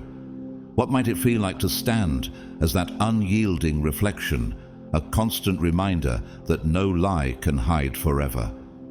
Can you imagine what it means to be that mirror? Not just showing surfaces, but revealing the deepest cracks, the hidden fractures that others desperately conceal. Every stolen glance they catch of you is like a silent accusation, an unspoken truth that rattles their inner peace and shakes their confidence to its core. Why do their voices falter or vanish entirely when your name arises in conversation? What power lies in your silence that speaks louder than any words ever could? Have you felt that invisible force that unsettles even the most confident among them? Let me share with you the story of Grace, a woman who once felt invisible beneath the weight of endless mockery and doubt. As she grew in faith and strength, something remarkable happened. Those who once jeered and ridiculed her began to avoid her gaze altogether. Much like Job, who endured scorn and suffering yet stood firm in his faith. Job 1-2. Grace became an embodiment of a truth so powerful it unnerved her critics. Have you sensed that same quiet, unshakable power growing within yourself? The kind of power that unsettles others simply by your presence. Your strength isn't found in raising your voice or pointing accusing fingers. It comes from a place far deeper, the refusal to be dragged into the chaos others try to pull you into. Think about Jesus standing before Pilate, speaking only when necessary, unshaken and resolute in his truth. John 18:37. Have you noticed how calm resolve often wields a power far greater than noise or fury? You have become undeniable, Your growth, your peace, and your unwavering resolve stand as living proof that every attempt to diminish you has failed. Isn't it fascinating how silent conviction can cut deeper than the harshest insult ever could? Why do they flinch then? Because deep down, they recognize the truth you embody. You are a living, breathing reminder that mockery and denial are fragile shields that cannot protect them forever. What would the world look like if more people dared to be that mirror? The power you hold is not only in your words or actions, it lies in how you reflect their true selves, the faces they never wanted to see, the truths they never prepared to confront. Consider the great writer Maya Angelou, a voice of resilience and grace, who famously said, "We may encounter many defeats, but we must not be defeated." How do her words resonate with your own journey of overcoming? What lessons do you draw from her courage and authenticity? Like Maya, you possess a resilience that forces others to confront what they hope to bury in silence. Picture yourself standing before a mirror, not just one that reflects your outer appearance, but one that reveals your very soul, with all its flaws and imperfections. You shock them not by changing who you are, but by becoming that honest mirror they feared to face. And in that reflection, they see their own undoing. How will you continue to hold up that mirror, even when resistance grows stronger? What new truths might be revealed as you stand firm in your quiet, undeniable power? Have you ever witnessed a storm hit an ancient tree?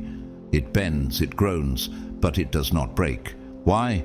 Because its strength comes not from what is seen above, but from the deep, unseen roots below. That's you now. You didn't just reclaim your power from those who tried to control you. You went further. You became the source. You built a kind of strength that doesn't just flicker with circumstance, but burns constantly from within.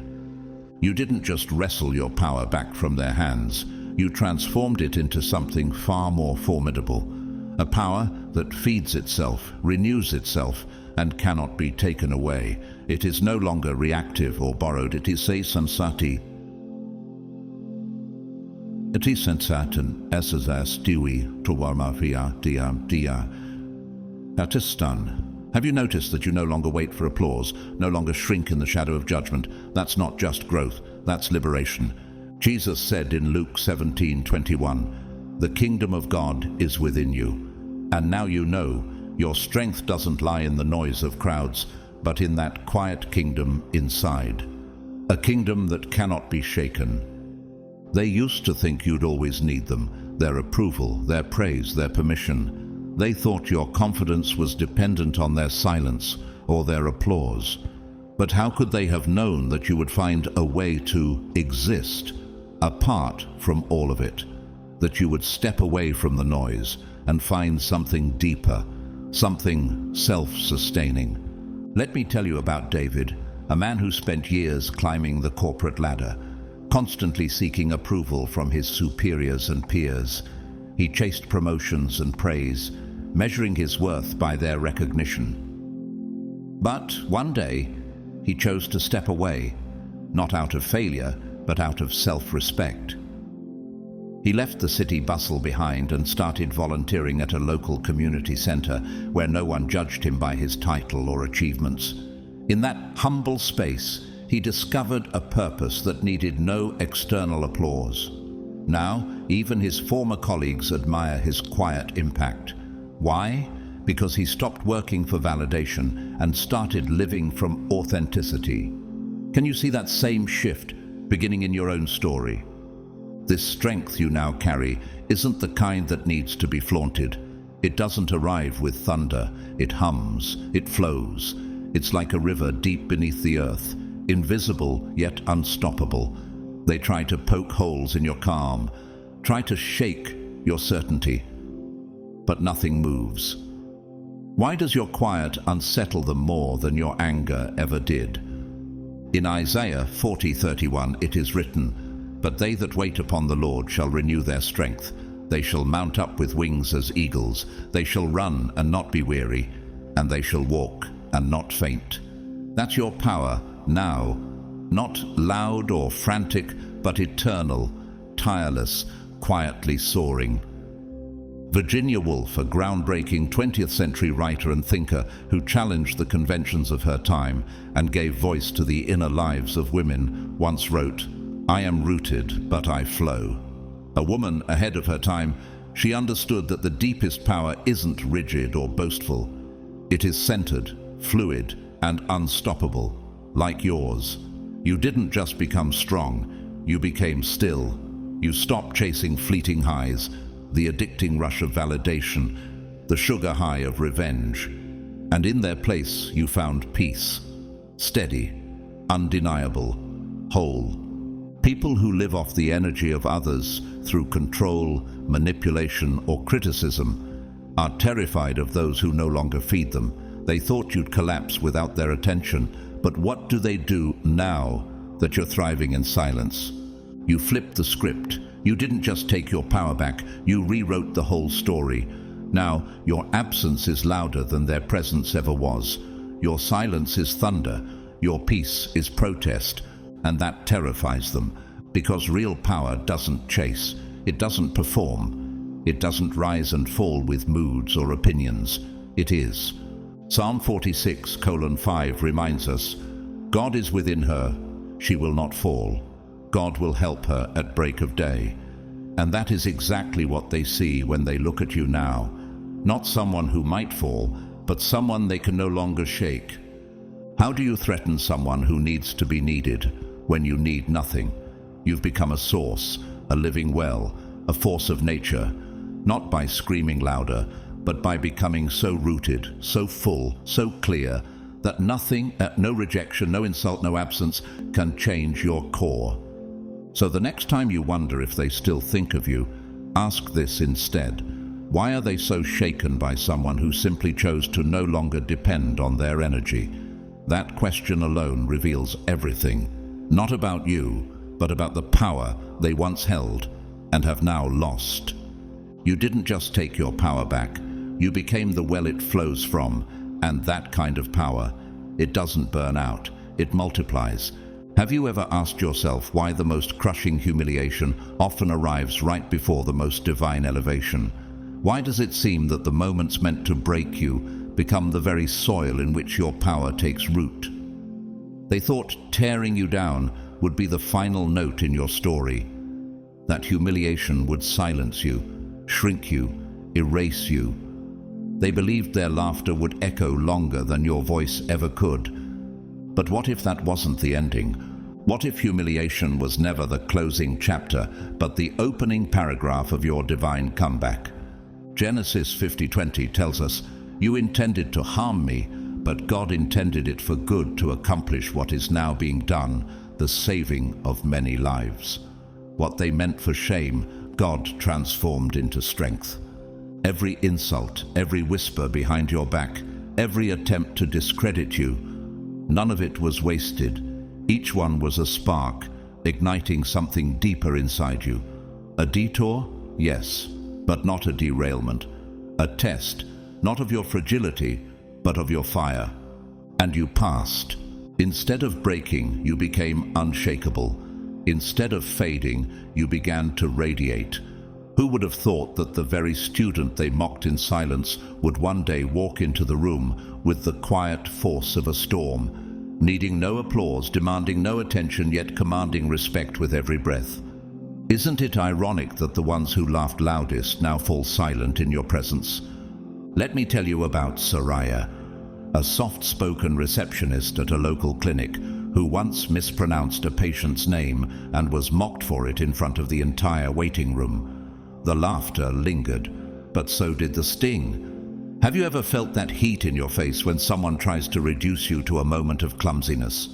Have you ever walked away from humiliation with a fake smile, only to carry it home like a wound under your coat? She did. But that moment became a turning point. Rather than sink under the shame, Soraya started taking language classes in the evenings, not to impress, but to connect more deeply, more respectfully. Why? Because she believed she could do better, and she believed people deserved better. Over time, she became known in her community not just for her warmth, but for her poise, her grace, and her attention to every name, every accent, every story. Years later, one of the very people who once mocked her came back, embarrassed, quiet, asking for her help. And she helped. No bitterness, no drama, just dignity. Isn't that the most powerful answer of all? And then there's Dr. Denis Mukwege, a gynecologist from the Democratic Republic of Congo and Nobel Peace Prize laureate, who treated thousands of women affected by sexual violence in a nation where silence was easier than truth, and danger was the price of compassion. When the world turned its back, he stepped forward. But have you ever wondered what it feels like to be ridiculed for defending the broken? To face death threats not for doing harm, but for doing healing? What gives a person the courage to stay when others run? He was humiliated, targeted, even exiled, but he didn't stop. He kept building Pansy Hospital, one bed at a time, one soul at a time. He restored more than bodies. He helped restore identities, dignity, hope. And when the world finally looked his way, they saw a man who never needed a stage, only purpose. His life now stands as living proof. Even the most humiliated voices can become global agents of healing. What about you?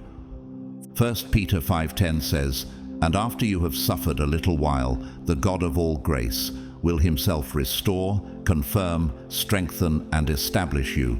You are not the exception. You are the fulfillment of that promise. You are living proof that shame and silence are not full stops. They're commas, setups for something far more astonishing. They thought they were writing your ending. What they didn't realize was you were editing in real time, turning ridicule into revelation, mockery into momentum, and pain into poetry. Now, you don't just survive their judgment, you eclipse it. You don't seek applause, because your existence is already a standing ovation. Your comeback? It's not just powerful, it's divine. It didn't need a spotlight because it came from the light within you. Isaiah 61:7 promises, "Instead of your shame, you will receive a double portion, and instead of disgrace, you will rejoice in your inheritance." That's not just scripture, that's your reality now. The humiliation was never your final draft. It was the red ink God used to underline your rising. It was the crucible in which the diamond was made. And that's what shocks them the most. Not that you survived, but that you thrived so quietly, so inevitably, without needing to fight for attention or shout for space. You silenced them, not with vengeance, but with radiance. Not by answering them, but by outgrowing them. Because you didn't just make a comeback, you became the comeback. You took back your power, not as a fleeting victory to be celebrated for a moment and forgotten the next, but as a permanent transformation, a metamorphosis that changed the very way you see yourself, and slowly, unavoidably, reshaped the way the world must now see you. But have you ever wondered when exactly the shift began? Was it in that final moment of triumph, or in the quiet, invisible moment when you refused to let humiliation have the last word? That was the true turning point. Not the applause that followed, but the decision made in silence. I will not shrink to fit the story they wrote about me. This journey you've walked, no, endured, has never been about proving them wrong. That was too small a goal for the vastness of your spirit. It was about proving to yourself again and again that no outside voice, no gossip, no belittling whisper, no public shame has the authority to define your worth or dictate your destiny. Like it says in Romans 8:31, "If God is for us, who can be against us?" Your comeback didn't explode into the room. It unfolded quietly, like dawn slowly overtaking the night. It didn't need to shout. It simply grew, deeply and undeniably, through the sharpening of your mind, the deepening of your wisdom, and the unshakable alignment with your truth. You rewired your consciousness. You disentangled yourself from the narratives written to break you, and without fanfare, you became the mirror, but not the kind they expected, not one that flatters. You became the mirror that exposes their own falsehoods, their unresolved shame, their quiet fears. As Psalm 118 verse 22 says, "The stone the builders rejected has become the cornerstone." You know, this journey is not unlike that of Oscar Wilde, the celebrated Irish writer and poet of the 19th century. Mocked, humiliated, and imprisoned for who he was, Wilde was publicly shamed in front of the very elite who once celebrated his brilliance. But did humiliation destroy him? No. It refined his voice. His post-prison writings glowed with a depth, compassion, and clarity that only suffering could have birthed. His name outlived his critics, and his words still pierce through time. And yet, these divine comebacks aren't just for poets and prophets. Let me tell you about Harlan, a retired janitor from Nebraska. He used to clean school hallways at night, and for years was mocked for his silence and small life. People assumed he had nothing to say, but every night Harlan read theology books in the storage closet. And when the school invited him to speak at a student prayer event, his words stunned the room. He spoke with such clarity, such quiet authority, that students wept. The same man they laughed at became the one who reminded them who they were. Isn't it always like that? God lifts the humble. 1 Peter 5:6 says, "Humble yourselves, therefore, under God's mighty hand, that he may lift you up in due time." Every stone they threw, you built with it. Every insult they hurled, you turned into language for healing. Every attempt to shame you became the fuel that lit your clarity and made your presence undeniable. What you carry now isn't borrowed pride. It's not reactive energy. It's divine stability, spiritual oxygen. It is that rare kind of power that doesn't raise its voice, because it doesn't need to. You aren't fighting to be heard anymore. You are the voice in the room. They can't touch this realm you now occupy. They don't even have the map. You became living proof that humiliation wasn't your defeat. It was your refining. Your comeback wasn't a loud performance. It was sacred, quiet construction. Isaiah 61 still whispers, "Arise, shine, for your light has come, and the glory of the Lord rises upon you." And now you rise, every day, not in anger, but in truth, not in noise, but in undeniable presence. Because the moment meant to destroy you was simply the rough draft of something divine. And now they must watch you become the final masterpiece. You didn't just silence the critics, you rewrote the entire narrative, owned your power in a way that no one else can, and showed the world that real intelligence, real strength, and real victory come from mastering yourself first. This is your story. Extraordinary, unshakable, and still unfolding. And as it unfolds, know this: the smartest, most powerful version of you is just getting started. If this message resonated with you, if you feel that spark of power rising within, then don't just keep it to yourself. Hit that subscribe button to join a community that's all about rising above, reclaiming your strength, and rewriting your story on your terms. Like this video if it moved you. Comment below to share your journey or your breakthrough moments, and share it with someone who needs to hear this truth right now. Every click, every comment, every share helps amplify the energy of transformation we're building here together.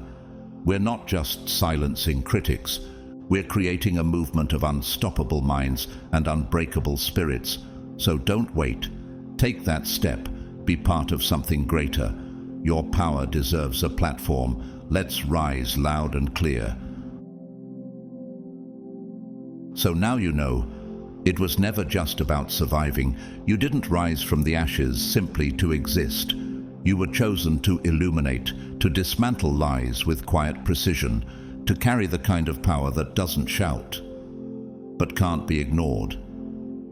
You silenced the critics, not by arguing louder, but by becoming undeniable.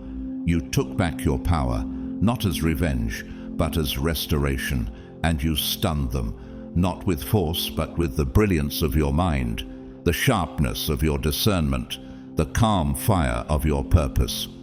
You became the evidence that God truly uses the rejected, the mocked, the overlooked, to reveal what no one saw coming. Like 1 Corinthians 1:27 says, "But God chose the foolish things of the world to shame the wise. God chose the weak things of the world to shame the strong." And now, here you are, not just free, not just healed, but transformed. So if this message resonated with the warrior in you, if something inside you whispered, "Yes, this is my story too," then don't keep it to yourself. Like this video to let others know this light reached you. Share it with someone who needs to remember who they are. Comment below. Tell us what part of this journey spoke loudest to you. And if you haven't already, subscribe, because this is just the beginning.